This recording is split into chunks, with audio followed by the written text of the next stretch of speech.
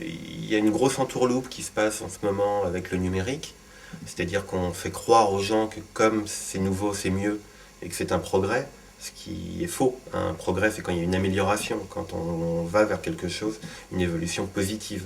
En réalité, le numérique est moins bon que le 35, puisque tous, de toute manière, prennent le 35 comme référence quand ils cherchent à vous vendre le numérique. Et vous allez vous retrouver, mais on va être forcé de passer, on s'est tous fait avoir là-dessus, autant les professionnels que les pouvoirs publics ont pas été assez vigilants, et beaucoup se sont fait justement avoir par cet attrait de la nouveauté, entre guillemets, et ce qui va se passer, c'est que ce sont des financiers qui vont récolter en fait cet argent pour un matériel dont personne n'avait besoin en réalité. Les maisons de distribution, elles, vont faire des économies, ça leur coûtera moins cher que d'éditer des copies 35.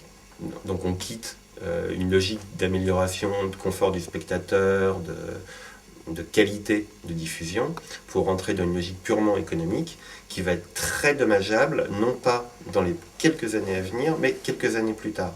Puisque dans les quelques années à venir, on va être aidé justement pour pouvoir s'équiper nous aussi en numérique, puisqu'on n'a pas le choix. Donc soit, là vous allez, selon où vous allez en France, il y aura la région, il y aura le département, il y aura la mairie, il y aura le CNC. Donc là, a priori, l'équipement, ça va aller. Mais quid du rééquipement? C'est-à-dire que quand ils vont arriver avec un nouveau standard, et encore un nouveau standard, etc., etc., et tous les 3, 4, 5 ans, on va voir arriver des choses nouvelles, et là, il y a un moment où mécaniquement, c'est normal. Je veux dire, il y a autre chose à faire. Il y a des routes à entretenir, il y a des écoles à créer, etc. Les pouvoirs publics, ils ne sont pas là pour s'occuper que du cinéma, quoi. Donc il y a un moment où ils ne pourront plus mettre l'argent nécessaire au rééquipement des toutes petites salles. Et là, moi, ça me fait plutôt peur.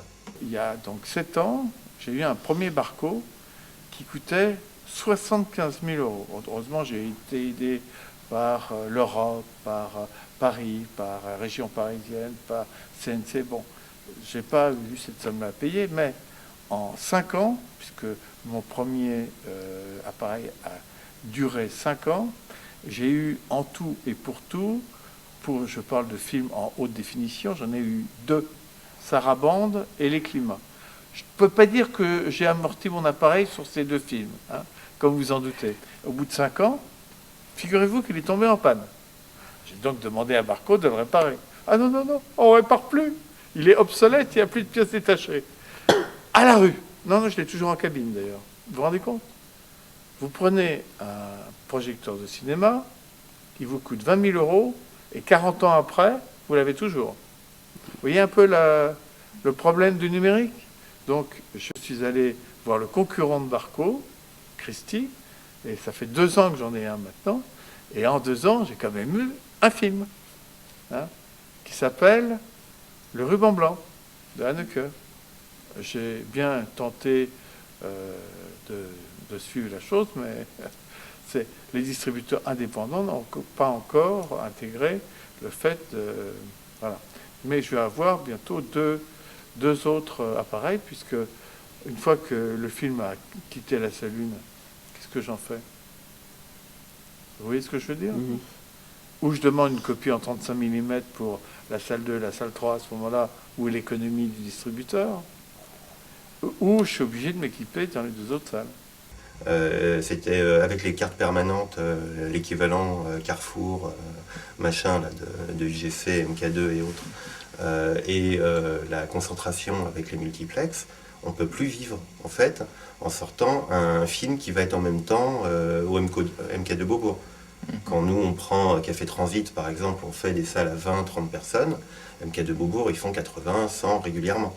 Parce que même si c'est dans une salle avec un tout petit écran et qu'ils sont mal accueillis, c'est pas grave, c'est comme ça.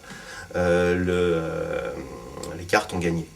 Bon, comme nous on milite contre les cartes, on ne va pas se mettre à les prendre histoire de draguer du public. Quand en 2000, les cartes sont arrivées, je me suis dit, pas de problème, si mon public veut voir le film aux Champs-Élysées, il viendra chez moi.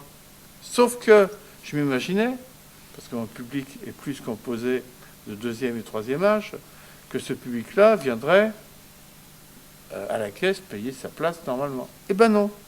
Ce public-là aussi a vu l'avantage de ces cartes UGC et Gaumont. Il y en a 15% qui m'ont délaissé, qui sont allés ailleurs. Et en 2005, j'ai eu une année catastrophique où j'ai vu ce public disparaître. Donc 5 ans après. Et donc j'étais obligé de prendre les 2 cartes pour récupérer une partie de ce public qui m'avait abandonné. Tout simplement. Évidemment, ce n'est pas le même rapport, mais en plus les jeunes qui ne venaient pas avant, quand ils viennent aux Champs-Élysées, comme je suis seul à voir un film, ils sont bien obligés de venir chez moi, avec d'autres qui peut-être n'ont pas la carte, etc., etc. Donc j'étais obligé, pour survivre, d'entrer dans ce cadre de carte. Vous voyez, à chaque fois, c'est historique. Hein, c'est pas aussi simple que ça. C'est pas, tiens, j'ai une idée.